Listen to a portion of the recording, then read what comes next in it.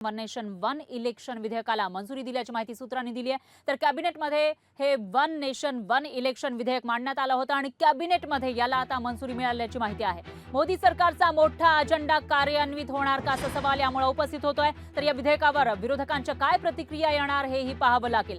One nation one इलेक्शनच्या दिशेनं हे एक पाऊल पुढे आहे का असाही सवाल उपस्थित होतोय। तर वन नेशन वन इलेक्शन याचाच अर्थ ज्या वेळेला लोकसभेच्या निवडणुका होतील त्याच वेळेला इतरही ज्या विधानसभेच्या निवडणुका आहेत त्याही होतील। एकाच वेळी निवडणुका घेण्याचा हा जो प्लॅन आहे तो आता कधीपर्यंत पूर्ण होणार असा सवाल या ठिकाणी उपस्थित होतोय। पुढची जी लोकसभेची निवडणूक लागेल 2029 मध्ये त्यावेळेला वन नेशन वन इलेक्शन नुसारच निवडणुका होणार का असा सवाल या ठिकाणी उपस्थित झाला आहे। दरम्यान आताची सगळ्यात मोठी आणि महत्त्वाची घडामोड म्हणावी लागेल तर कॅबिनेटच्या बैठकीमध्ये याविषयीचं विधेयक मांडण्यात आलं होतं आणि त्या ठिकाणी याला मंजुरी मिळाल्याची माहिती सुद्धा समोर येते आहे। त्यामुळे केंद्र सरकारकडून आता वन नेशन वन इलेक्शनच्या दृष्टीने एक पाऊल पुढे असं म्हणावं लागेल। आता याची अंमलबजावणी नेमकी कधीपासून होणार, कशा पद्धतीने केली जाणार असा सवाल या ठिकाणी उपस्थित होतोय। नुकताच लोकसभेच्या निवडणुका संपन्न झाल्या आहेत, त्याच्यानंतर आपल्या राज्यामध्ये विधानसभेच्या निवडणुका झाल्या, आणखी काही राज्यांमध्ये विधानसभेच्या निवडणुका झाल्या आणि इतर काही राज्यांमध्ये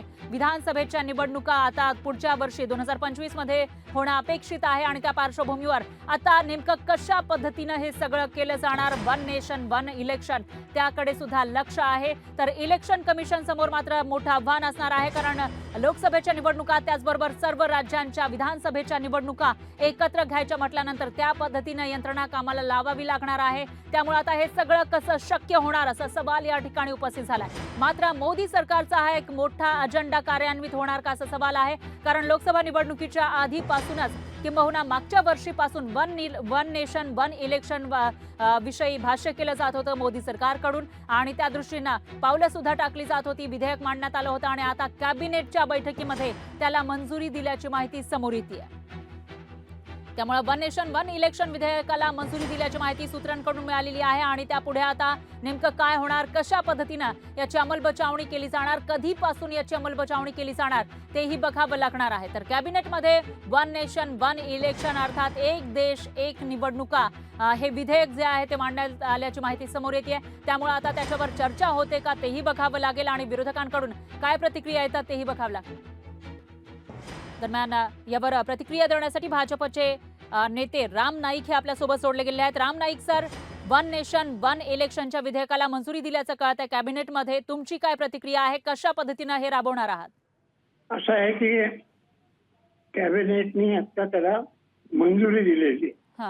कॅबिनेटने मंजुरी दिल्यानंतर त्याचं विधेयक बनेल, ते चर्चेला येईल आणि मग निर्णय होईल। परंतु त्यातला एक महत्वाचा जो मुद्दा आहे की लोकसभा आणि विधानसभा हे शक्यतो एकाच वेळेला निवडणूक झाली तर निश्चितपणानं निवडणुकीचा खर्च, निवडणुकीचे वेगवेगळ्या राज्याचे वेगवेगळ्या वेळा होणारे निवडणुका यात वेळ वाचेल, पैसे वाचतील आणि म्हणून ती एक सुधारणा होईल। आता अशी सुधारणा पूर्वी लोकसभा आणि विधानसभा यांच्या निवडणुका पूर्वी एक होतच असत।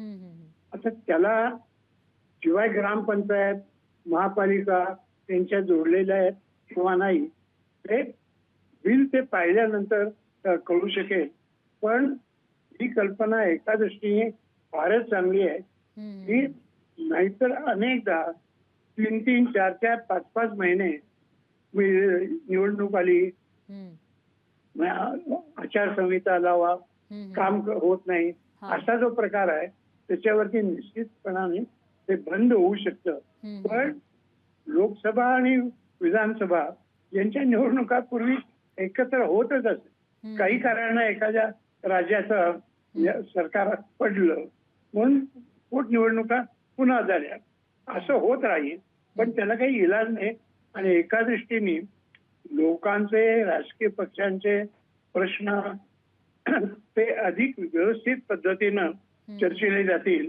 कारण ज्या वेळेला मतदाराला थेट ग्रामपंचायतीपासून ते लोकसभेपर्यंत एकाच वेळी निर्णय करायचा असतो, त्यावेळेला त्या प्रत्येक पक्षाची स्थिती काय आहे, ते बोलतात तसं करू तरी शकतील का याचाही अंदाज येऊ शकेल। आणि म्हणून ती एक योग्य सुधारणा आहे. पण त्या सुधारणेवरती आता प्रारंभिक चर्चा होते. कॅबिनेटनं एक दिशा या दृष्टीनं ते स्वीकार केलेला आहे.